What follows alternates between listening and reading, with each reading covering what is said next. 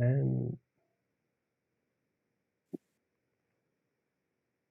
we are live. Welcome everybody to the podcast today. Once again, and thank you again for basically joining us. Today we have my usual guest, my usual co-host Green, and today we have a special guest. Feel free to introduce yourself. Hello, my name is Mad Scientist Lynn. You can call me Maddie. You can call me Lynn. You can call me whatever. And I'm a cosplayer. And as you can tell from my hunters, and my second co-host decided to make his appearance just in time. I just started the podcast. Sorry. Sorry. God. Sorry, everyone. We ran into a technical error. What's up? Computer stopped working. It really did. I'm so sorry. You good? I'm so sorry. Hang on. I'm so sorry. Give me 2 seconds. I think technical errors again. One time I basically. Oh, never mind. It just took a few seconds to load. Never mind. We're all good. Just in case no one could, just reintroduce yourself one more time. Apologies, Maddie. Okay, no worries. So, I'm Mad Scientist Lynn. You can call me Maddie or Lynn, and I'm a cosplayer / streamer / natural disaster. I think we all know, and I think we all know who I am. But just in case, my name is the Old Hunter. I do reviews on animes, manga, and TV shows, as well as I stream on Twitch. Green. Wait, you good, Darc? No. I was like, do you want to do your intro first? I'm the Knight of. Oh wait, are you going, or you want me to? Just go. Just go, Green. It's always like this. Okay, hello. I'm the Green, historical European martial arts video game weapons recreator, as well as paleontologist who likes dinosaurs a lot. And well, hi, my name is Darc. I'm basically a voice actor who does Dark Souls comic dubs and also a bunch of other comic dubs as well. I like story and lore and so on. And I happen to I also happen to be voicing a character in his Dark Souls comic dub, so hence why we know each other. Yes. Very cool. Yes, it does. Right. Funny enough, I met Green through my friend Trooper, and then Green introduced me to Darc. That's how I know my two co-hosts. Trooper used to be my third co-host, but he had to go for some personal reasons. I'm going to try to get him back on soon enough. God bless his soul. Oh, yeah, bless him. Anyway, yes, today we have a special guest to us, Maddie here, who is kind enough to take time and basically come on my podcast just for a discussion. Thank you, Maddie. Of course. I appreciate it. So, anyway, so, Darc, do you have any questions to start us off? Actually, I do. Oh, shoot, I hear the papers!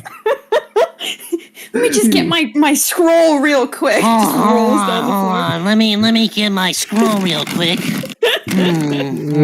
Well, according to my calculations, the first line says... I love these guys. The first question is, how were you introduced to any type of specific genre, in this case, Dark Souls? Oh, she doesn't know anything about Dark Souls. She's interested in Dark Souls, hence why... Interested, hence why we thought this would be an interesting exchange of information. Why mine was that we basically... we basically talk a bit about her, and we can talk about our favorite game of all time. So we thought of that. Dark Souls. Yes, Dark Souls, because if one thing we're Dark Souls fanboys. Mm-hmm.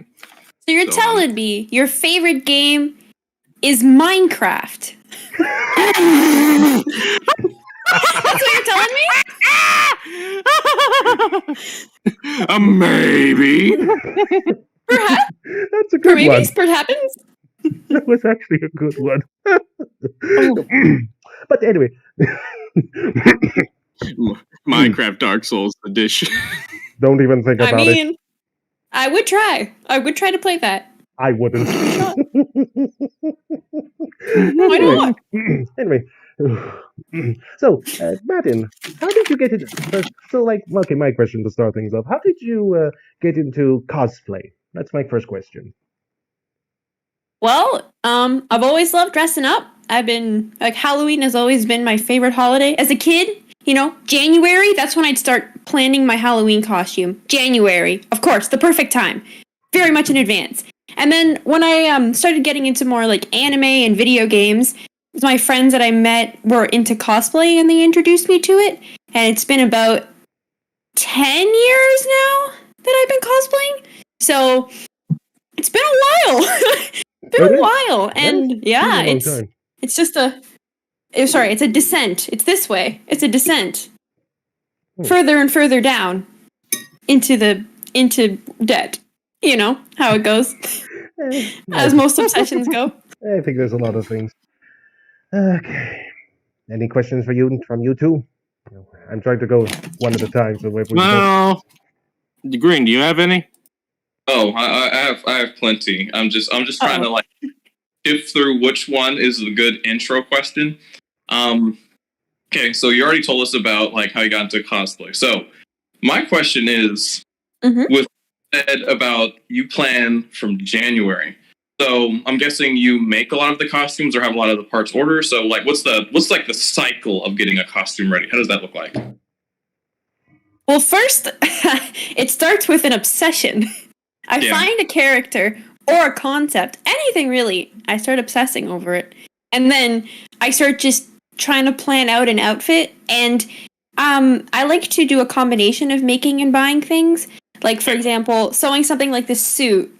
Not the best at sewing, so I will buy the suit, but I will make accessories for it. Or I'll make, like, weapons, or I'll make other clothing pieces that I can do.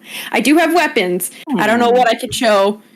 Yeah, that's cool. Oh, that's awesome. The guy has like swords in the background, and so far my videos have not been demonetized. So I think I have swords over there, but I will go grab them in a little bit. Rendering contest now. Hold on, let me get my biggest one. Hold on. Oh no! No. Oh, brother. Seriously, Green, we're doing size comparisons now. Great. Well. I have to shift through my questions because it's going to devolve into this sooner or later. Okay, I'll keep talking while you get your sword. I'll keep talking. Don't worry. Okay.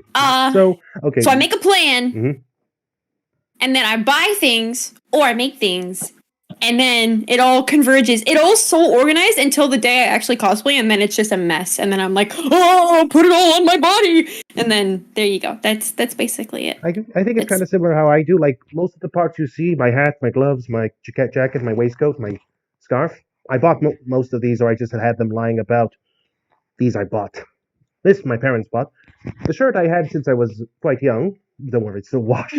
Both the waistcoat and the jacket I bought. Pretty good prices too. Oh, that's awesome. Yeah, cosplay can be pretty pricey. If you purchase everything new, it can be very pricey. A little too pricey for some people, but Oh yeah. That's true. Yeah. Like, so what's your Darc? My second question here is how. Wait, no, that's the third one. The second question is what got you into a specific type of cosplay? Was it through your friends? Was it basically do a movie, or was it something related to that? Well, I think definitely my friends were the ones that were doing it first, and then I kind of was like, well, I don't have to just dress up for one day a year. I can do it multiple times a year. You know what I mean? And then that was I was like, oh no, this is not good. And then I don't know if you played a game called Danganronpa before. Yeah, yes. Oh, it's so good. Definitely play it. Definitely. I have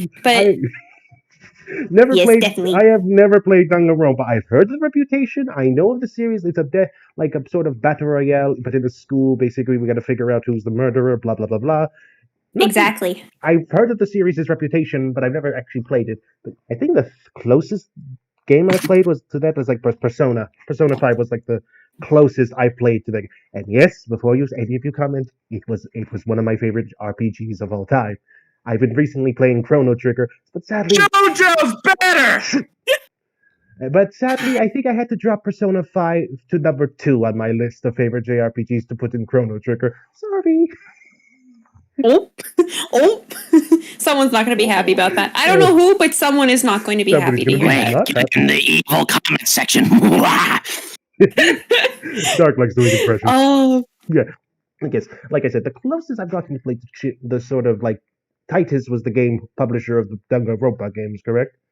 No, I meant Speical is the publisher of Danganronpa. Why do I I'm sometimes bad with publishers unless it's someone like I know, like Atlas. That was the name. Atlas was I was thinking for. Atlas. Yes, Atlas. Yes, but the closest sort of game I played to like Danganronpa is like Persona 5. Like it. But yeah, that was the sort of thing. Like, okay, I know this is like, okay, what would you say was the best elements of Danganronpa? And then feel free to ask questions about Dark Souls for any of us. I think it's only fair. I really like mystery. I love like mystery shows, mystery games, all that kind of thing. Like who done it, who killed the person, find the clues, find the killer, that kind of thing. I love that. So that's my favorite personally. Investigation Discovery. Exactly. I actually know a game. I haven't played it, but I heard it's one of you know the game Papers, Please? Haven't heard it. Yes, Papers, Please. Yes. Okay, you're missing out because it's one of the best indie games I've played. Literally, it's like a paper simulation game, but it's very well done. Basically, it's called. It sounds boring, but I assure you, it's not. But it's basically by the same developer, Obra Dinn. It was basically the something Obra Dinn. Give me a second while I look that up. Continue on. Question. I feel like one of the things that's like hooks you in is just like the sheer. It's like a combination of both absurdity and just like sadness with a lot of the characters, how they have a lot of tragicness to it. So it's like okay, you have a motive on why you could do this because this person like did this to you. Okay. Exactly. And, like, exactly. Around and sort of like the whole narrative, and you're just like, man, all y'all just stop being mean to each other. Ah, yes. Like, okay, the game was called The Return of the Obra Dinn. It's very well received, very well done, and it's a murder mystery. So very cool. I'll recommend that. Anyway, I'm sorry about interrupting that. Oh, no, you're fine. You're fine. I was going to ask, what is your favorite cosplay you've done so far? Original or based on a character? Which one is your favorite one? That's a very hard question. Not your favorite, but at least something that you like. One of your favorites. Like what? Okay, not your favorite, but like in the sense you've enjoyed. Can you at least list me top 3? Okay. Top 3 recent ones. Or Jeez, anyone. you're killing me here. It's like trying to pick a favorite. Well, I know this is a Bloodborne podcast, but it's like trying to pick a favorite game. It's hard. I like so many. You know what I mean? But geez. I say like I know this is like grouping it all into one, but I'd say doing original characters is always my favorite. Like this is an original character of mine. I feel like I love like creating a backstory for characters. So much fun. So just any original character cosplay is in that top 3. Completely understandable. Plus, I'm trying to think. Putting me on the spot here. That's the point of question. It's okay, take your time. But take your time. You don't need to rush. What was the most difficult one to make? Okay, that one's simple. Oh. Okay, so there is this game called Onmyoji. I don't know if you've... Yeah. So one of the characters, Ibaraki Doji, he has like a winter skin. Do you know what I'm talking about? Yeah. He does, but I don't. Here, I see you nodding. So I made the whole outfit. It was and I wore it to a con. It was such a nightmare because like it was like things were jingling, things were falling off of me. I had horns glued to my face that I was holding on all day because they were like, if I took my hands off, it would just be like starting to rip off. It it was simultaneously the worst and best cosplay because I put so much time into making the whole thing, and then it looked really good, but I accidentally glued my glasses onto my face. These glasses, actually. I glued them, and they were stuck on my face all day. I couldn't take them off. So, in all my photos, I have glasses on, which is something I don't like. I like to take my glasses off for photos, but they were literally stuck on my face. So I was just like, just like sobbing with the glasses in every photo. All right, everyone, smile. Just sobbing. But it was like it was a really fun cosplay, and it was not super weather appropriate, but it was so worth it to do. But I would not do it again. Never again. Understandable. I'm not. You could pay me, and I won't put those things on my face again. Never. Stay away from my cheeks, please. Yes. Face cheeks. If you're like, if you're also interested, please ask any of us about Dark Souls. We've asked you plenty of questions. Feel free to ask us about questions. Okay. What was your first introduction to Dark Souls that got you intrigued enough to start playing? What was your introduction into it? From a friend. Dark Souls 3. What was your first introduction to the Souls series? Okay, I'll be the odd man out and say Dark Souls is not my favorite. It actually came in on the series in the first one, Demons. So I see Dark Souls as the imitator. So, oh my! I got into Dark Souls. I got into Dark Souls because a friend introduced it to me. I didn't like it at first, but after a while, I wanted to go back and play it. So when it was my birthday, I asked my parents to buy me a copy of the game for me. And then after that, I've just been playing it. I played all the Souls series, from Demon Souls to Sekiro, and I'm just going to wait for Elden Ring. Oh, wow. That's 1, 2, 3. Now I've been more of a fantasy-like guy all my life, so I've been watching Lord of the Rings and fucking a lot of other stuff, and well, as soon as I saw Dark Souls 3 got released, I said, why not? So I popped it in, got handed to me, and then stopped playing it. Then I played it again and completed the game, and then after I did that, I got really into it. Yeah, I think out of all the series, from Dark Souls 1, from Demon Souls to Sekiro, Bloodborne is by far my favorite of the series. Yes, wow. Bloodborne, my favorite as well. But since we mentioned Lord of the Rings, let me just mention something. Like, this is a sad story. My son, his name is Eisen. Most people think that he's named Eisen from the Bleach character, since my wife is a Bleach fan. But he's actually named Eisen because during the whole process of producing another life and bringing it to the world, I was singing the meme, bringing the hobbits to Isengard in my mind. Hobbits to Isengard! To like deal with the mental stress of like going through that situation. And then when he came out, what's his name? Eisen. Oh my god, that's such an OG meme. They're taking the hobbits to Isengard. They're taking the hobbits to Isengard. That's literally let's face it. Lord of the Rings, the primordial soup of nerd culture. Oh yeah. That's that good stuff right there. That's that good soup. You know what I mean? Yeah, good that's soup. Hey, the latest one, Elden stuff. Ring. You know the author for Game of Thrones, George R. Martin. He is co-writing Elden Ring with Hidetaka Miyazaki. Oh wow. Yes. That's awesome. Anyway, at least you know what that means? What? Yeah. It's never gonna come out. No, it is. Same thing. We thought it was going to take like 20 years for him to finish it, but no. February. It's coming out next year, February. Are we sure about that? Yes, we're sure. Are we 100% sure? It was delayed, so we don't know if it's going to be delayed again. So we don't know. Anyway, yeah. So that's all of our first Souls experience. Any more? Very interesting. Very interesting. So, okay.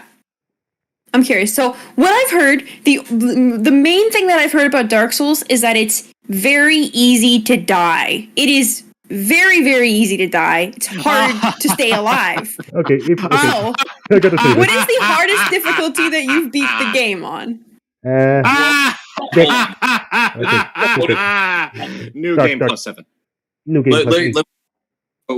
The first thing I'm going to say about Dark Souls, Demon Souls, Bloodborne, all these games is that they're games that sort of test your perception of what's going on around you. So if you're a person who's like, oh, shiny pretty thing, let me just walk straight towards it without like looking at my surroundings, you die a lot. But if you take a look at everything before hey, look, a shiny quarter. And so so the Souls games, they don't really have like a difficulty per se. They're just like there. When you beat the game, it get harder. So, I mean, I guess the technicality is the hardest difficulty when you beat them like 7 times in a row, they get the hardest, but yeah, have their own set difficulty. The thing is, I don't go. A lot of Souls players, and I think this is more of a lot of Souls players, out of respect for Hidetaka Miyazaki, we don't say it's difficult. We say it's challenging. There's a difference between difficulty and challenging. A challenge is basically you've got the world, you've got the skills, and you've got to basically and the weapons. You've got to use those things to be basically overcome said challenge. Sure, I died to the boss like a bazillion times, but on that one moment, you basically just get it all down, and then you just basically beat the boss flawlessly. You teach him a lesson. Sure, he's splattered you across on the ground 1,000 times, but hey, you were able to basically at the end teach him you're the boss of this game, not him. You ask him, "Who's your daddy?" Basically, yeah. That's what you do. Yeah, it basically becomes. And I think that's the bigger reason why people are fans is that when they overcome that sort of like boss is like, man, I can't beat this boss. This boss is so challenging. And they find that boss has that one weakness. It's like, wait a minute. I never noticed that. And you exploit it. And you're like, yeah. And if failing that, just call some help. You want Dark Souls easy mode? Just summon a help friend or two. It'll make the job. Yeah, just literally be like, I'm stuck on this boss. Like, go to Reddit and be like, hey, can you help me? You literally get an army of people just to like steamroll that boss. And then Black Iron Knight Tarkus comes in like, is it the Golem? There's a huge community of Dark Souls players. You can go on any Discord server and you could basically ask for help. I'm on a few Discord servers that are basically for Dark Souls. I just say, hey, I need help with this boss. And a lot of people just come and say, hey, do you need help? Do you need help? Simple as that. I try not to be... Interesting. I know Bloodborne so well that I know it like the back of my own hand. I played it that many times. Oh, geez. Mm-hmm. Yeah, That's crazy. It is crazy. It's one of my... Like... You good? Yeah, I'm good. You okay? I'm sorry, I was talking to my oldest. He just woke up. Oh, sorry. Oh. But yes, that's the point of like Dark Souls. It's just basically it's not difficult. It's challenging, and I always stick by those words. Even Miyazaki said it himself. The games aren't difficult; they're just challenging. Interesting. I don't know. You say sometimes Miyazaki makes some just pure FU energy moments, though. That's like, I'm not. He can be a bit of a troll even to his own fan base, but we don't take it badly. We just have a good laugh. Like in Dark Souls 1, there was an item called the pendant. Completely useless. But Miyazaki said that he always chose the pendant whenever he played the game. It's because there was some secret to use with it. That it turns out he was just basically having a little trollololol moment with us. Oh boy. That caused the entire... When Dark Souls 1 was still new, basically it sent the entire Souls community just figuring out what does he mean? What do I do with the pendant? Do I need to use that to do something? Or do I need it for a specific area? Oh, no. Decisions. Sort of idea for the fan base. Head! It's exploding! Yeah, that sort of moment. Raid imploding! Oh, no! The pressure! Yeah, it was basically just having a little lull moments with all. Actually, speaking of back to more questions, I was curious. Like, I was watching some of your TikToks. Very good, by the way. Oh, thank you. Wait a minute. This is where you found this person? No, I found her. I found her on a Discord server that basically does TikTok collaborations. Oh. So I okay. I asked the owner. I asked the owner if it's all right if I had announced that I have a podcast that I'd like to have a cosplayer on, and she and she basically was interested. Hence why we're here. Uh-huh. Yeah. Just like Yeah. I'm sorry. As a teacher, it's not anything against TikTokers, but like as a teacher, let me just tell you, the sheer absurdity that you see kids do on TikTok. oh gosh, trust me, I know. I think we all know. Yeah. It's just like, okay, I'm going to work today. Let's learn today. Teacher, Devon ripped apart the soap dispenser in the bathroom and it's posted on TikTok. I was like, oh boy. Oh boy. and don't get me started on the teacher licks where they had to like try to like hit a teacher. The kids know they don't. They'd be like, Mr. Williams, can I hit you? I'm like, do you want this smoke? No. Okay. Oh my gosh. Oh god. Well, I'm not on whatever side of TikTok that is. Jeez. I just make instructional like cosplay videos and stuff. Actually, I just make tutorials. That's what I do. I actually have a question. Go on. I was actually going to ask you a related question because one of your related questions was basically about cosplayers who underage people who cosplay underage characters and those sorts of things. Oh, yikes! Be quiet, you. Yikes! I was going to ask, could you possibly elaborate a bit more on that explanation for everybody here, please? Since I'm very much interested in your opinion. So, I kind of had two videos that were similar topics. Are you asking more about people cosplaying characters that are underage, or underage people cosplaying characters? The first one. People who cosplay underage characters. Okay. Yeah. See, the problem is when I find personally myself and a lot of other people in the cosplay community, take issue when people sexualize minors, especially characters that are minors, and they're like, they're in a show, there's no kind of implication or whatever, and yet, I go online and I see, a video of someone cosplaying them, and they put them in a very, like, scantily clad outfit or something like that. And it's just kind of like, you wouldn't do that with, like, you wouldn't tell a real kid, here, put on this outfit, so I can take photos of you. No, that is not how that works. Yeah, let's see how that works out for you. Yeah, exactly. Hello, so, FBI. like, people are always like, oh, it's a fictional character, what does it matter? But it's like, yeah, it's a fictional character, but the logic behind it, it's like, it doesn't make any sense, really. It's like, oh, so it's okay to sexualize them because they're a kid. Is that what you're saying? Is that what you're implying? Because one of the arguments I always hear is basically say, if they age up the characters, then it isn't so much issues. Do you agree with that, or do you disagree with that?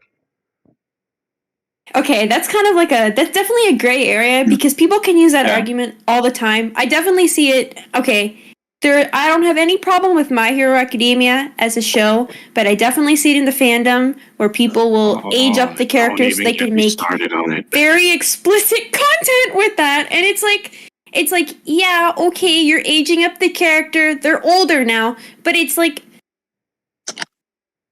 the implication is still there. They are a child in the show, and now they're an adult, so it's okay to I'm not for that. I was, oh my goodness. What's that say? Huh.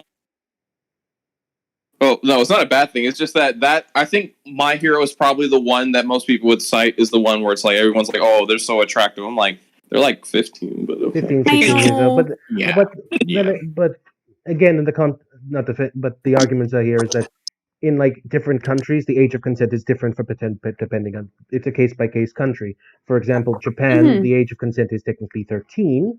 I know it's young, which is gross. I know, but there's some disgusting. There's some caveats to that little rule. With that argument. Disgusting. Here's the issue with that argument. That's okay there, but if an FBI breaks open the door and says, "Why are you with a minor?" You say, "Well, in Japan it's legal." Like that's not. No. There's a little. I did a little digging on all this just because I was interested, because it was, and I shouldn't say interesting, but I was just curious. But like, okay, that's like for normal intercourse, but anything else is technically like, it's like, oh, whoa, yeah, there's a little caveats to those things. Oh, it's those little cats. Yikes. You That's a can't yikes use, right there. You can't use it's legal in Japan at this age as a reason Nope. if knocks on your door. I know. Say that. I'm just trying to. I'm just listing out the arguments. Sometimes, for me, this is like a moral gray area. For me, I'm not. I don't see it as black. It's just very morally gray for me. So I try to keep out of it as best as I can. Just like this is just the situation where I want another person's opinions just to understand their side of to understand them. Hence why I ask the questions. This is like slightly related, but sort of a little bit unrelated. But it's like I feel like sort of the age in which people are talking about these sort of topics is getting lower and lower. Oh yeah. And I feel like that sort of can open up the door for people to get exploited in such a way. Oh, for sure. So, this is coming from a school teacher and seeing like, dealing with and dealing with like, the worst that parents and guardians have to deal with. Like, I'm just speaking. And perfectly understandable. Again, this is just more of my curiosity. I'm sorry I had to ask a difficult question, but it was just one of the questions that I was very curious at because, again, I've heard from different cosplayers, different opinions, and I'm just interested in seeing different sides of this argument. I have not taken a side at any. I'm in the middle of this debate where basically I can see both points, but I just feel like it's something that's not part of it's not something I have to work. It's not. How do I put this? It's not my place to basically say this is wrong, this is right. It's just basically let's discuss this out and see what we can come to an agreement on what is what. This is sort of how my sort of thinking line of talking goes. Just for those who don't know me. Whoever people around you safe. That's all I'm going to say. I know. But hey, anyway, let's move on back to the more striking topics. I asked you. And anyway, you two, any more questions? That's most difficult. So I think to sort of like devolve it from that topic, but when it comes to conventions, so one thing that I have talked to with several people is this idea that when you're at a convention, that people feel like, because I've had a friend that I had a discussion with. I'll be back, guys. I gotta just get a drink. I'll be back 2 seconds. Okay. But they feel like when they see a cosplayer that they have the right to take a picture of them because like they're already on display, so I can take a picture. Well, it's my gosh. Yeah.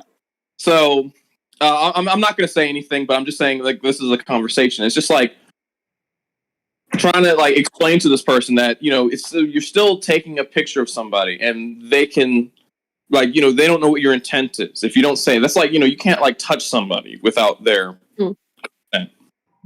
No. My question is a terrible thing. Yeah. Keep going. Mm-hmm. So my question to you is, when dealing with people who are taking pictures of you without permission, what is your response? Or like, what do you say to help deal with the situation if that's something that commonly happens with you? Oh, it is very common. It happens. So many conventions. You know what I've noticed is that at conventions, people, when they see you dressed up in a cosplay, they don't really see you as a person anymore. They see you as an item in a way. Yeah. They see you as something they can touch, they can take a picture of, they can grab, they can do whatever they would do with not a normal person, which doesn't make any sense. But I've had some truly terrible experiences at conventions. I've had amazing ones, don't get me wrong. But I've had people just, they don't treat you very well. And I've so many times where I've like looked at someone and I see them taking a photo of me. And I usually just make a face or something. I ruin their photo. I make it not good because I'm like, if you took the time and you walked up to me and you asked me for a photo, I would pose and make this look good for you. But no, you don't get a good photo anymore, okay? Because this is what you've done. This is what you deserve. But yeah. My gosh. I always try to make it a rule when I go to a convention. I always ask first. Like, can I have a picture first? Like, I just go up to can I have a picture first? Take a picture? Always. Sadly, yeah, even if you see a group of people taking a photo of somebody and you just like slide into the group and you take a photo, they didn't consent to you taking that photo. You know what I mean? You got to ask again. And then, because they could be running late to something. Maybe they're just done for the day and they got to go. I've seen all those. Oh my gosh. I've seen plenty of those pictures of basically like a person like surrounded by photography, and I'm like, wow, Oh, it's so overwhelming when that happens. Honestly, you don't know where to look, and it's like I'm like, you just feel like there's just too much going on at once. You get kind of overwhelmed. Especially, I'm not going to continue that sentence. I think, especially when that, and especially you don't know where they're going to exactly photograph, so it can be completely exactly. It can be very uncomfortable. I'm not going to go any further than that. Exactly. I'm going to say that I can relate to it, not like necessarily in the picture. Well, partially I would say, but like if I travel to like overseas places, because I'm a black person, it's like people feel like they can touch my hair and like take pictures of me. Like, oh look, it's one of them. It depends on the region. If you're like in the rural areas, then you get more of those people. But if you're more in the city areas where it's more diverse, that doesn't tend to happen a lot. Yeah. Like I said, it just depends. I'm Asian mixed, by the way, Chinese Portuguese, and I live in a town that's primarily white. I haven't had too many issues. They just leave me alone. So it's never been an issue. I have family here, so that's also good. So that helps. But the number, let me say this: the number of times people say, the number of times people go, oh, really? To me, whenever I say who my grandfather is, that really never gets old. Yeah. I'm the only on my mother's side. I'm the only mixed race in my mother's family. My father's side, we're all mixed, so I'm more of the shocker to the most of the people here. Like, really? Yeah, you get used to it after a good while. You do get used to it. Yeah. I have pretty curly hair under this fake hair. So I always have people just touch you. People just touch your hair. People just touch your head, and you're like, what are you doing? Don't touch me, please. Yeah. Don't. Same, in and out of cosplay. Yeah, you always just don't touch people. That should be the first rule. Just don't touch anyone, and if you just want to look, just look. It's the old saying, look, but don't touch. Something your parents told you. Or taught how to do that, or they don't care? Or that. No, they don't care. They don't care. They're taught that, but they don't care. Consequences, basically, you forget. I'm a human. She's a human. We're all human here. You just don't touch people, even if they're in cosplay. Actually, I am a level 3 sorcerer. He does that a lot. My last big question when it comes to these sort of things. Do you feel like when you're with like a group of people, like you go to events, feel more protected or less so, especially if you don't know the people? Let me try. Oh yeah. I love going in a group. I do like spending time by myself, but I find 100% of the time, if I'm by myself, I will get swarmed by mainly guys, and they'll crowd you, and they'll just like start talking, and it doesn't matter if I'm cosplaying a guy. If my boobs are gone, it doesn't matter. They still come up to you and they're like, my personal opinion. What are you doing, ma'am? And I'm like, hey, how you doing, girl? No, they're just trying to flirt with you. I'm like, bruh, they're gone. They're gone. You got to be like, what you doing after that? I've heard so many. I'm like, y'all trying to be picking up, like, this person's just here for the event. Like, what is this? Exactly. This is not a dating pool. You go to the speed dating event if you want to try to find a date. The hallway is not a dating area. You know what I mean? No. Okay. I got my own personal experience. One time I went to a convention right here in, it was right here in Portugal. I'm going to say mine, then I'm going to ask you what was yours. Basically, I one time saw, Ladybug, the Miraculous Adventures of Ladybug and Chat Noir. Yes. I love that show. I reviewed it a while back. I think I did. It was a while. I got so many reviews. I'll check it, and if I did, I'll send it to you, if that's okay. Awesome. Okay. I one time was at the convention. I saw them, and I basically thought, greetings, Ladybug and Chat Noir. I was in my Hunter cosplay, by the way. And I said, well, or do I say, Lady Adrian Agreste and Marinette Dupin Chain? They played along and just shocked. Oh, that's so nice when that happens. It is. It's really cool. Like when they know you're playing along, it's just really fun. Now my question to you is, what was your favorite, like one of your favorite moments at conventions? Oh gosh. I have so many. Well, There's been so many good experiences. feel free to list as many as you want. I think the one that sticks out to me is, okay, like at the beginning, when I first started cosplaying, I 100% of the time only cosplayed guys just because I didn't want extra attention at conventions, you know what I mean? I wanted to limit that as much as possible. And even dressed as a guy, the attention was still there, and I'm like, you know what? Screw it. I'm just gonna cosplay what I want. If I'm gonna get it either way, you know what I mean?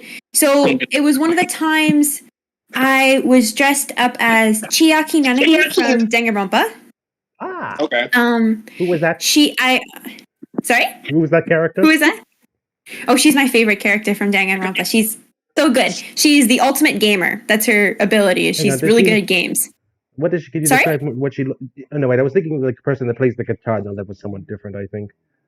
That's Ibuki. I think you're thinking Ibuki. of. Yes, that's the person. Yes, this is Chiaki.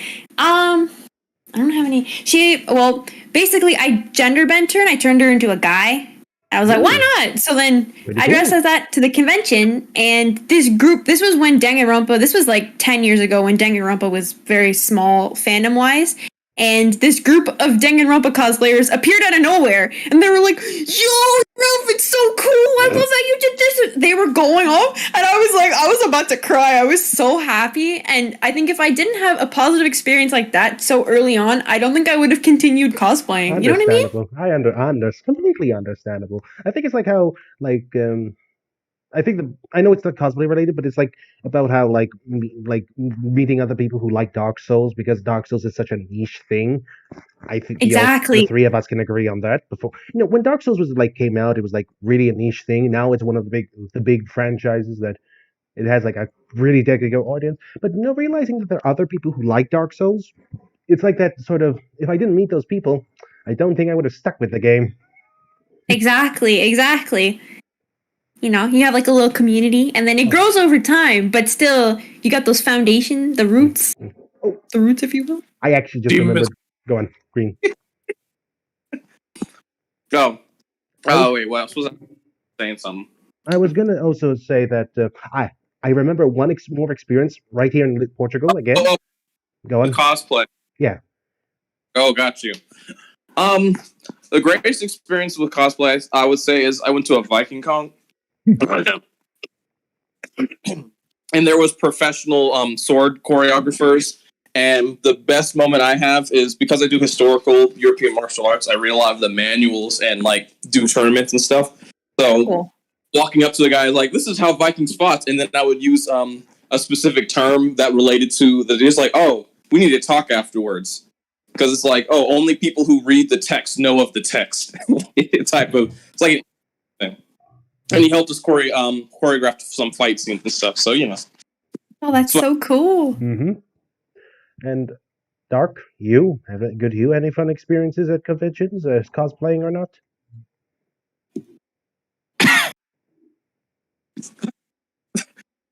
Do you run out of steam? Are you okay? Well, I mean, there was one up? time. No, I'm good. So, I mean, I did have a bunch of fun experiences. I went as the Mighty Morphin Red Ranger, so I had the entire costume out, and everyone, there was a lot of little kids who were looking up to me, and their parents were asking me, "Hey, could we take a picture of you so I could send to my children and son, because they're a huge Power Ranger." To me, that made my day, because I remember a time where, I was a kid. I looked up the Power Rangers. I still do, but I remember that they could just do anything. And honestly, I kind of got to be what it feels like on the other receiving end, and that just felt like an experience I can never repeat. On that note, Dino Thunder is the best. Fight me. Well, to be fair, Dino Thunder. Tommy's the Black Ranger. That instantly gives it plus 100 street cred when you got Tommy in the show. So I guess we're a lovable bunch of. I love Dino Thunder because dinosaurs, but come on, Mighty Like, Yeah, Mighty Morphin's pretty All right. really good. All right, I can agree that it was also a good one. no, like I said, I love Dino Thunder again, but Mighty Morphin has the meme. Like, okay, think about this. Okay, the theme of Mighty Morphin Power Rangers, right? Anybody, like, what's the theme? Don't do Any it. others? You might get Yes. copyrighted. Yeah. All right. Like, Hasbro has taken down your video. sing the intro. Oh man, times back then. I was only old enough to watch Dino Thunder, so I had no experience with the original Mighty Morphin Power Rangers. Fine. Again, you got Tommy. Tommy's great. Mhm. I still prefer Jason, but yeah. I guess it's just basically each to their own. We all have our favorites that we grew up watching. And I like Dino Thunder because dinosaurs, and I just basically liked the dinosaurs. And I always thought Mesogog was always the creepy one. How he breathes. Yeah, no, I agree. Apologies. We went off tangent for a bit. Okay. It's interesting to learn more about things.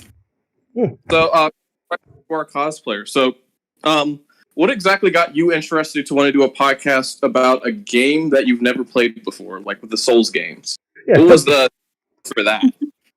Well, I mean, it is a game that like I do have a lot of friends that play, and you know friends that are like, you gotta play with me, man, you gotta get it, and I'm always like, I don't know enough about it. So I was interested in like learning more about the game, and then also I like talking, so that's another point. Fair enough. I like talking. Something I do a little too much. So it's like, I can use it. You should see me with my friends on my server. I talk a lot. I talk Yes, he as well. does. Thank you for saying that, Darc. You're welcome. Except, Well, Distance. we take the piss out of each other a bit sometimes. What can I say except you're welcome? Yeah. no, didn't That's we all? a good song. That's a really good song. We all. What was it? We were. What was it? We said something about Disney. Were we saying some Disney songs or something? There's something that we were like, yeah, he's probably gonna get like copyright banned on. Something we did. Look at that. We're already copyright striked. All right, that's great. Yeah, but yeah, like if it, on the Final Fantasy quotes. Speaking of which, guys, just a little heads up. I'm almost done with Chrono Trigger. I just got a few more quests to finish up before I complete the game. I'm about to do Final Fantasy 13 for my next game stream. Ooh, choice. Yeah, so yes, if you want to see that, I know I'm self-promoting a little bit, but check out my Twitch below. Just follow it. Anyway, but the point is being, speaking of which, I have never completed the Final Fantasy game. Neither have I. Well, that makes I like two the of us. characters though. That makes two of us because funny enough, I almost finished 15. I just quit after one fight. Does Kingdom Hearts the Final Fantasy game? Never completed it. I never completed any of the games. I only played 2. Ooh. Oh, actually, I got this one. Darc, do you have any questions? Well, I had a whole bunch, but now I don't feel like saying them. Say Go for it. This is a very judgment-free zone. You speak for yourself. I'm joking. I'm joking about it. I say that I am judging definitely you. not okay. Yeah, sure. Yeah. I'm surprised I have been surprised I haven't been gotten any copyright strikes from these two. I believe I think we already asked all the questions. I mean, you guys asked a lot of them that I had. Good. Just weird. Actually, I got another one. Like, is there any cosplays you plan? Have you played a game called Nier Automata? Oh my! I haven't played it, but I watched a Let's Play of it. If that counts. I don't know if that counts. Like, okay, what's any cosplays you're going to basically do in the future? Like, if you don't want to spoil anything here. Oh, from Nier or just in general? In general, but if you're going to do anything from Nier, But feel free to add it. I haven't added any near ones to my list, but Down in boy. the near future, Jinx from Arcane and LOL, you know, Coincidentally, good stuff. I just finished filming my review for Arcane.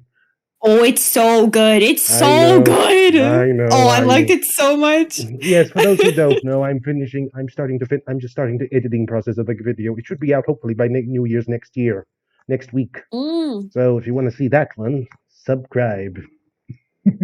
Hey, jacket. I know it's very good.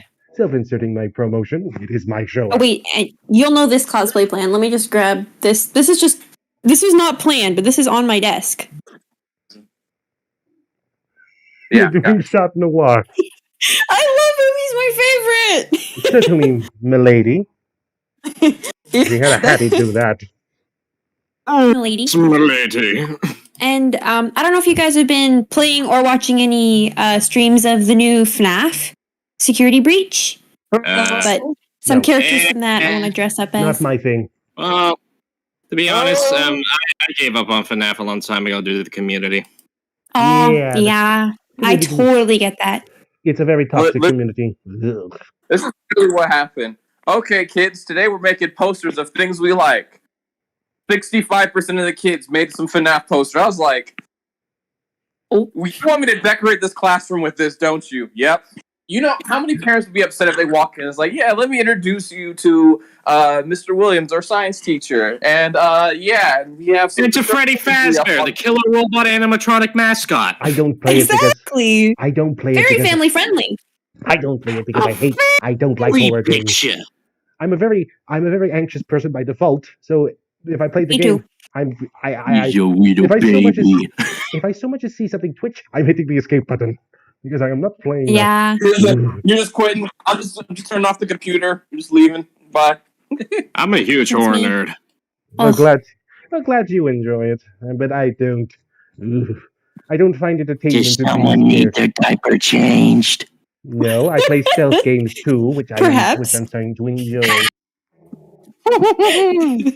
I like horror games a lot. I just don't like jump scares. You know what I mean? Like I like creepy atmosphere, but I don't like cheap scares. You know what I mean? I get what you mean. Yeah, I totally get what you mean. I love playing Faz, but it's like the atmosphere is so creepy that even though when the ghost comes after you, it's not a jump scare. It's still really scary because it's like, oh my god, when is it gonna come? That's what I like. I don't like the cheap scares. That's what the thing that continuously puts me off. I don't like being scared in general. So if it's a horror game, I just tend to you enjoy it, not my thing. Ironically enough, I play Bloodborne, and that's considered a horror game. That's more horror than all the other Souls games. Yeah, so it's weird that I enjoy, but I guess it's just because I can fight back, and knowing that, and also the fact that if I die, knowing that I basically just I'll come back and just try again. So it's not like, okay, that scared me the first time. I know where it is. It won't affect me the second time. So that's sort of there's little risk of me basically being like, it's just more like.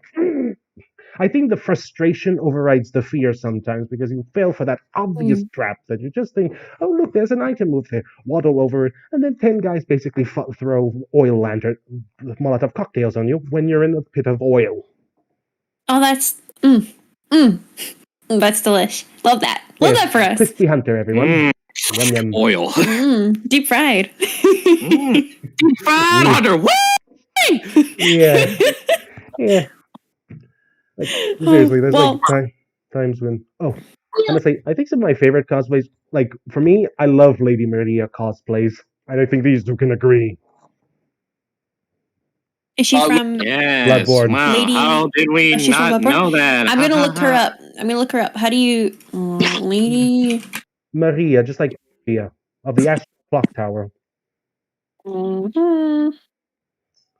They're flat. It's very hard to type with these things. I hate look at this. I poked a hole in this so I can use my phone with it. It's like my finger pops out. This is cosplay. This is cosplay. Yeah, but okay, Lady Maria. Darc, Oh, she's got a cool outfit. I like her outfit a lot. I think she in the Soulsborne community, she's everybody's waifu, second only to the doll. Oh. No, make black. I will die on that hill. You'll die on that hill. I won't. Anyway, I'm basically, staying far away from this. yes, Mm. Lady Marie is my. She's basically a boss fight in the game. He's but my anime waifu. Oh, be quiet. My waifu. See, you know what's the benefit of having a wife? You can make your wife the waifu. Exactly. That's why everyone wants to bag a cosplayer, you know? Because you can make them cosplay whoever you want. Yeah, that's true. Right? Anyway, Well, that's what makes me Valentino do. but yes, Lady Maria is basically like a boss in the game. She's like one of a DLC boss, mind you. She wasn't in the main game, but she's like really popular in the Bloodborne community. Like every Souls game has their like own waifu. For Demon Souls, it's the Maiden Black. For Dark Souls, you could argue it's Priscilla. Probably. Oh, Guinevere. Guinevere. Sorry, Guinevere. Guinevere. Dark Souls 2, it's the Emerald Herald. Dark Souls 3, it's the Firekeeper. And you could also argue maybe Lady Frida, like Maria? Debatable. Bloodborne, it's basically, as I said, the doll and Lady Maria. And the final one is for Sekiro is Emma of the Gentle Blade. Emma's the plainest one too. I'm sorry, no hate to Emma lovers, but she's literally just Emma. she's just there. Emma, put in Emma Sekiro, you'll see. Gentle Blade. Okay, to be fair, because Emma killed more times than Ishin did. That's probably why I'm. I think it's like a Stockholm syndrome sort of thing. Basically, for Lady Maria, for me, she's put me in the ground so many times, but yet I have an attraction towards her. You're one of those guys. Oh, and let's also not forget Elden Ring is going to have two of them again. Ooh. Oh, Melina. Oh, I know. Lady looks like a Valkyrie. Yeah, the Valkyrie one, and Melina, the new one, Melina. I think that's her. I ain't feeling. Yeah, basically every Souls fan has like their own like Souls waifu. It's almost like a debate of which one's the best one. I got you. Interesting. Like, honestly, for us, like, we all have our favorite bosses. Like, for me, it's basically like for Bloodborne, it's Ludwig. I used to hate Ludwig, but now I love the guy. I love how intricate it is. Dark Souls 3, it's like the Abyss Watchers, Slave Knight Gale, the Lords of Cinder. I also like the Nameless King. He's another one. I also like Lady Frida. Favorite boss. Like, my favorite fight, and for Dark Souls 1, it's definitely Ornstein and Smo, along with Lord and Gwyn, Lord of Cinder. And Artorias. And Artorias. I'm not going to forget Artorias. Interesting. We all have our like. I do have a Bloodborne question. Sure, I'm the Bloodborne expert here. Now, there are a lot of series and a lot of video games where the fandoms don't like each other. They have issues with each other. You know what I mean? Like, so people who play Bloodborne, people who are very into Bloodborne, is there another series or like game more specifically in which the fans of which you guys have issues with? Thinking like, oh, my game is better or something. There's not that much. I'm speaking from my experience. There's not so much as like, oh, Bloodborne's better, Dark Souls is better. They're all good in their own different way. But the game that causes the most debate that is bad, in my opinion, is Dark Souls 2. Yeah. So most people, so it's like pretty much all the Soulsborne people, they're just pretty much together. Then there's the people who like Dark Souls 2, and everyone just pretty much dislikes them. Yeah, that's if you of all this, like a person who likes Demon Souls, Dark Souls 3, Bloodborne, Sekiro, they get along pretty well. We just agree and I don't like Sekiro. Fair enough, not for your type of tea. It's a different beast compared to say like the Souls games. Fair enough. I enjoyed Sekiro because it gave me a new muscle challenge. That was a fun one adapting to that game. But if the one that causes a lot of debates for a lot of Souls players is just basically Dark Souls 2, because you're in the camp you love it or you're in the camp you hate it. I'm in the camp I hate Dark Souls 2 because I played the game at least 3 times, so it must have been doing something right. But at the same time, I can list the issues that it's lackluster story. The anime it looks looks lower quality than the first one. It's also the fact that the story is more inconclusive. The world's not as cohesive as Dark Souls 1, Dark Souls 3, or Bloodborne. It's like a jumbled mess, and I'll let these two explain. I think I know which. I think you know which area I'm talking about because you go up something to a lava zone.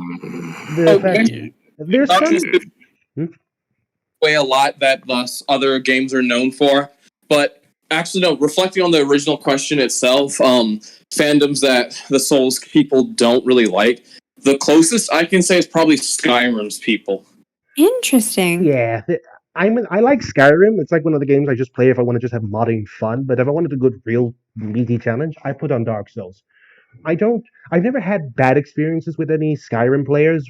I don't really talk about Dark Souls because good chance they just don't care or they probably not really know how. They wouldn't like it. No, actually, no. The biggest enemy of Dark Souls people are game journos. Oh yes, fuck.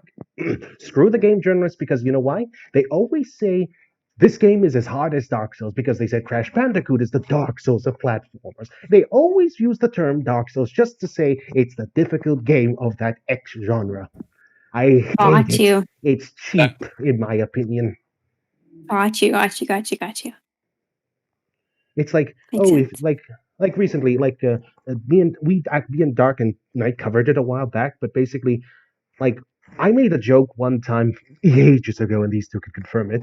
Basically, like, oh, Elden Ring is going to be like Breath of the Wild. Hint, hint. I was correct in the end, wasn't I, boys? Yeah, we get it. Yes, I was right.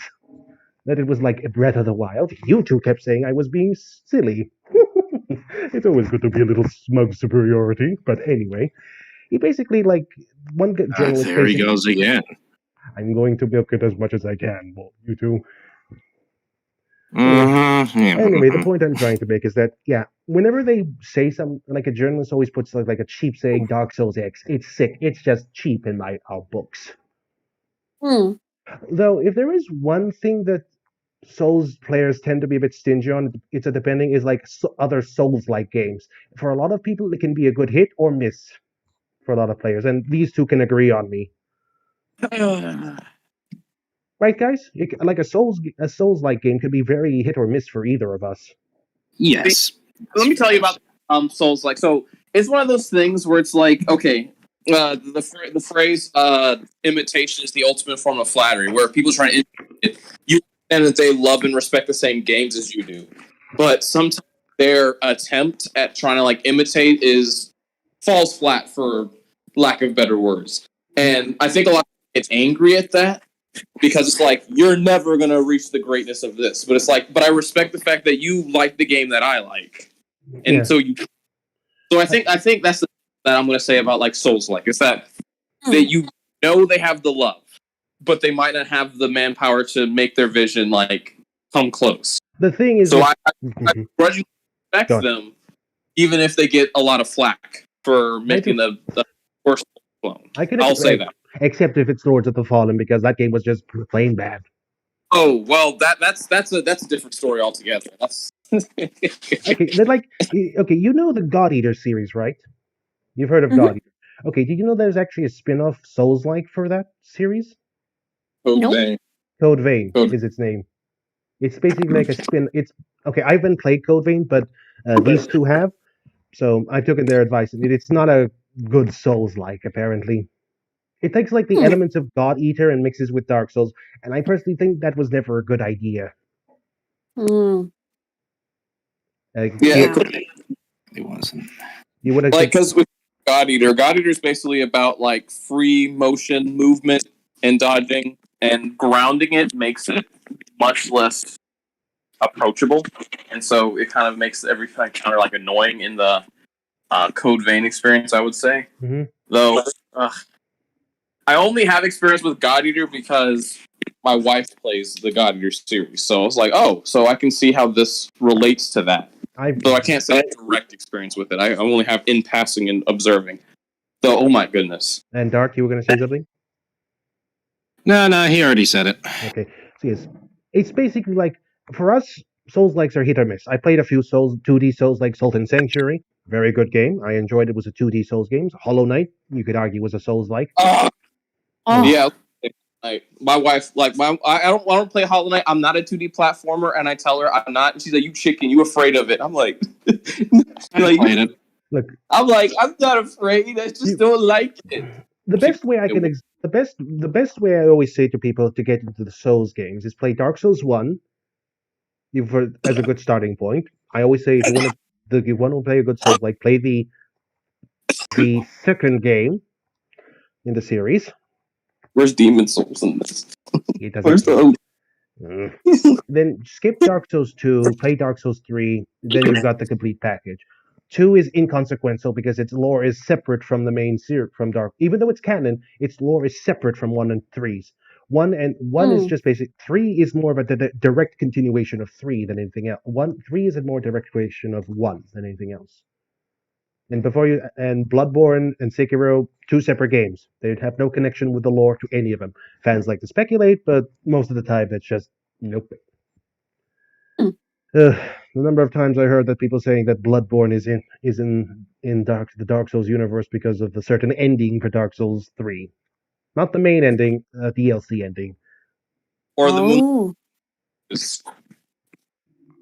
Sorry if we were taking too many questions. Sorry if we were talking too much. If I was talking. No, it's interesting. I know I don't understand a lot of it, but the stuff I do understand sounds cool. You have to. It's one of those in-game or like in. Was it in? What's the term I'm looking for? Like in-group type of thing. It's like you don't understand the unless you've done the memes type of thing. Yes, but the thing is, we love to try to make other people experience Dark Souls. Jeez, I sound like a cult. I'm drug dealer. Most of the Souls games at least 5 times, just mailed them out to my friends and made them play it. Yeah. Like, so it's the sort of experience you've got to get in to play it to understand it. And trust me, it's definitely worth it. And maybe I'll give the Danganronpa games a go. It might be interesting. They're very good, but don't get attached to anybody. It's like Game of Thrones. You don't get attached to anybody because they will die. They will rip out your heart and throw it down the stairs. And it's gone. And I think as a Dark Souls player, is the fact. Go on, Darc. I'll finish my sentence later. No. You go ahead. I meant Green. Similar energy and sort of like just don't. Yeah. Just don't get it. For me, it's just basically I seen my own character get splatted, crushed, burned, blasted with end magic, shocked to death, poisoned, toxined. What else? Eaten to death. What else? Fallen to death, jumped into magma, and other whole sorts. So detached is kind of my thing. My treasure chest was not on that list. Huh? What did you say? My treasure chest wasn't on the list. Yes, mimics, the bane of every Souls Love player. Mimics. You just think. Thankfully, I know a trick to find them. I won't spoil it for those who experience. So you say that, but if you play Dark Souls 2, the mimics will just eat you regardless. That is true. That's why I hate that game. It's just the mimics. I swear I made it a habit of hitting things because of them. Oh boy. Find the treasure chest, hit it. If it doesn't react, open it. If it does react, pray to Gwyn you live. Yeah, that's the important thing. Anyway, let me see. We're almost done. Oh, this is the longest podcast I've ever done. I feel like we should keep going. I feel like we should keep going. Yeah, I feel like we should keep going for just a little longer because this is actually a lot of fun. I'm mainly concerned because when my youngest wakes up, my oldest one will keep his voice down. My youngest has not figured out the concept of volume control yet, so understandable. Yes. It's all right. It's all right if he shouts. It's not a big issue. We'll just shout louder. Yeah. It's okay. I'm good at that. Actually, Me too. Let's go. Actually, is there any cons you want to go to? Any particular conventions in the future? Actually, Maddie. Yeah. So I know I didn't mention this, but I'm from Canada, so I do the Canadian cons. But I really want to try going to some of them in the States. Be a lot of fun. I definitely want to go to LAX, Los Angeles. Yeah. And what's that other one? San Diego Comic-Con? Anime Expo. Oh. Anime Expo. That would be pretty cool. The problem so for me, good. The problem for me is because I live in Europe, like I'm literally an ocean away. You can actually do it better because you just drive down through. I have to take an entire plane. Oh yeah. Well, I mean, it's not as close as you'd think. To go to the States, like this part, it's fine, but further than that, it's a little further. You have to take a plane. It's like basically the Europe Europe is a lot smaller than the States, but it's like basically thinking of like if I go from where I live, I think like driving all the way to Moscow. That's how far I think. Oh. So yeah, you're probably a lot closer to say the States than I would be. Oh, for sure, but it's no cakewalk getting down there. Hardly is anywhere. Yeah, but yeah, definitely. I know a lot of cons were open during the pandemic, more recently. I didn't go to any just because it's not the same, and I want to wait for it to be like completely open back up. Don't have to wear masks. Like understandable. Less like restrictions. Like especially now with conventions, it's like there are ticket caps and like there's only a certain amount of capacity limits, so you have to wait. Even if you have a ticket to go in, you have to wait until the capacity goes down and then you can go in. I don't want to do that. Yeah, I can understand. So I'm just waiting. Like recently, the Comic-Con in Lisbon opened up, which is mind you further south of where I live. It's like a 3-hour drive to me. So like, I don't want to go because it's further for me because the last one was in like Porto, which was a city closer to me. And so that, and the fact that, like you said, we still have restrictions here. So there's only so many amount of people that can go in, and I frankly don't want to wait in line for a whole half a day just to go to a convention.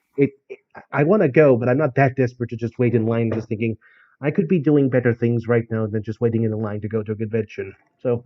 Exactly. Very nice people there. Heck, one time in England, I met a cosplayer that Eunice, Future Diary. Yep. A kid cosplaying. Yes, Oh, that's so cool. Yeah. Don't worry, I didn't. And no, I just said, "Cool cosplay." That was it. I was actually cosplaying as Connor from Assassin's Creed 3. I bought his costume. Oh, very cool.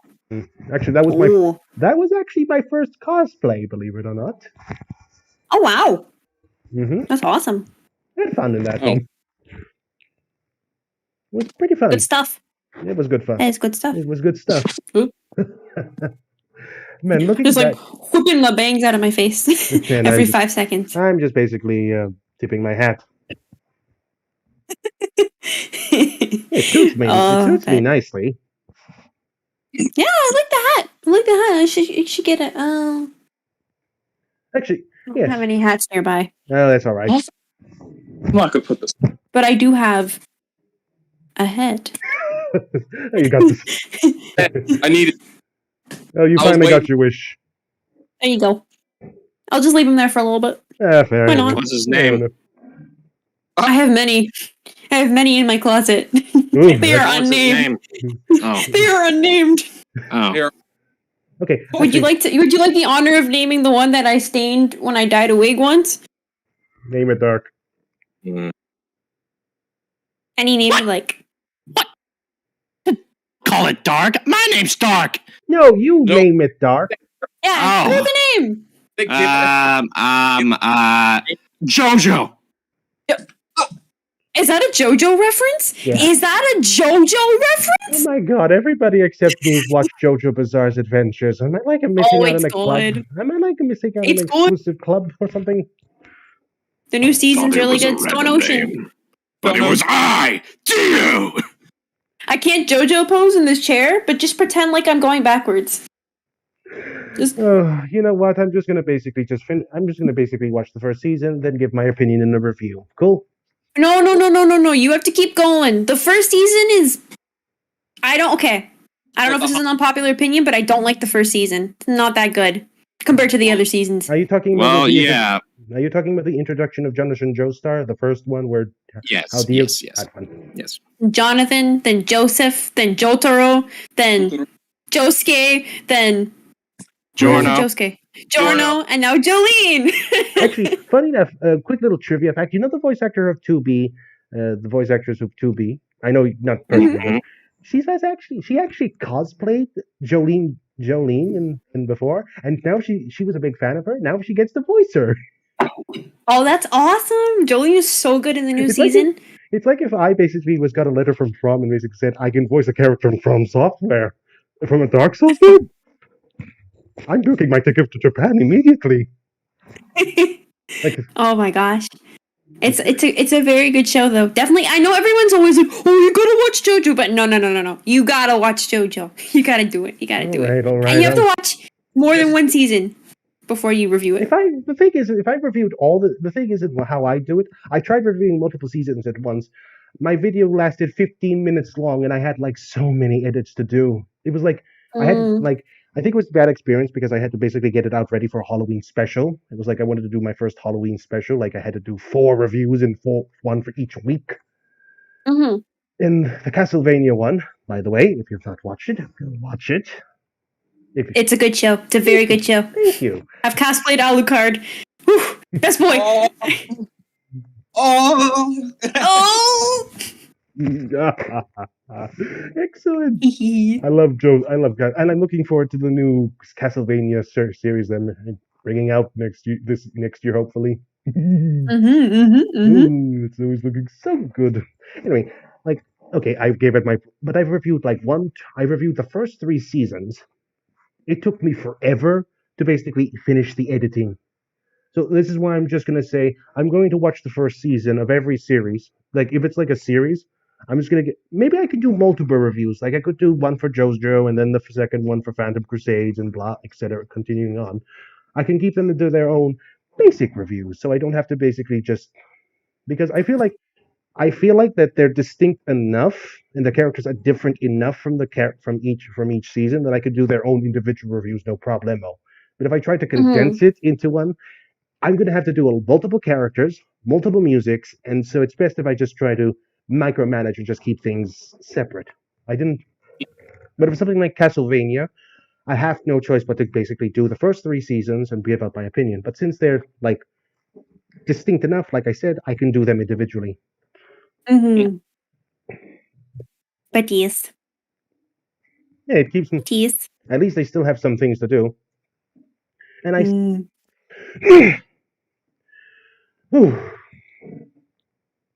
almost 2 hours. Oh, geez. Wait, but okay, Darc, you must name. Give name. The honor is yours, Darc. Name it. JoJo.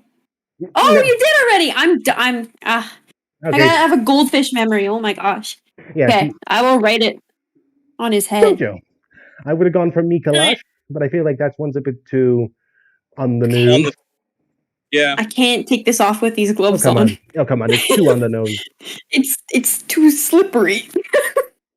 Let me in. If I was there, I would have taken my gloves and do it for you, but I'm a whole continent away.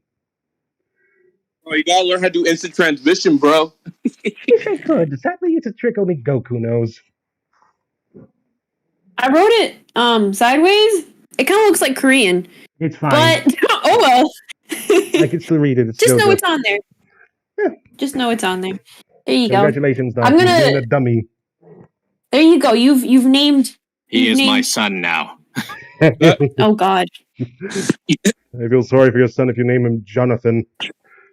I'm sorry, if that thing gets a stand, Jonathan, and that thing has a stand, how are you gonna feel about that?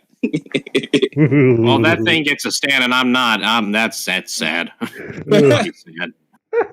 Oh, those are my favorite cosplays when it's like 2 people and one person's the stand and one person's like the character and they pose together. I love that so much. Actually, I don't want to bring up another cosplayer, but like one time I saw someone who basically tried to be more authentic, like they draw like marks on their faces, like to match the style. I've seen that in a few people. That's pretty impressive. I've never cosplayed a JoJo character just because I was like, I don't know which one I would do. But now, with Stone Ocean, I want to cosplay FF because. I'll look her up, and I'll look up FF in a sec. And I was like looking up how to do the lines. I was like, oh, okay, we're gonna go to town with the eyeliner on the face. Just boop, boop, boop, boop, boop, boop, boop. Look, Yeah. perfect Pillar Man cosplay group, and I'm just gonna just bathe in their glory. That's all I.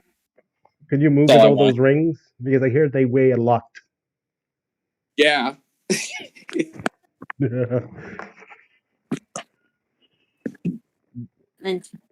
Well, Jojo will watch over my room, and he will watch me crying over cosplays at 2 in the morning while I'm trying to hot glue things. Yeah. He'll learn my weaknesses. And your strengths. Maybe I should take him out. Anyway, I think honestly, I'm going to say this.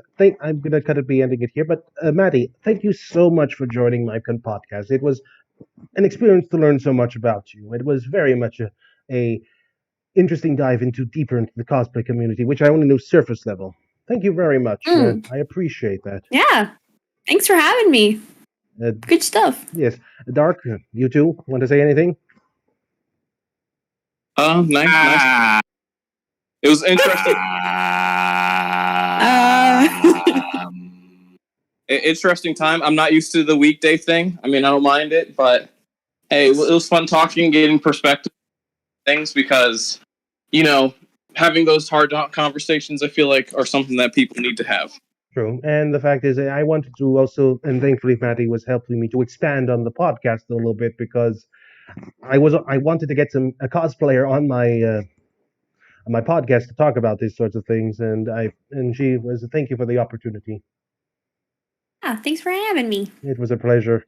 Darc, want to say anything before I sign us off? Thank you for coming aboard. Choo-choo. Anyway, my hunters, thank you for joining us on this podcast. It was an excellent talk, and I think this is my longest podcast to date. Almost at 2 hours. And so I'd like to thank you. If you enjoyed this podcast, give this channel a like and subscribe.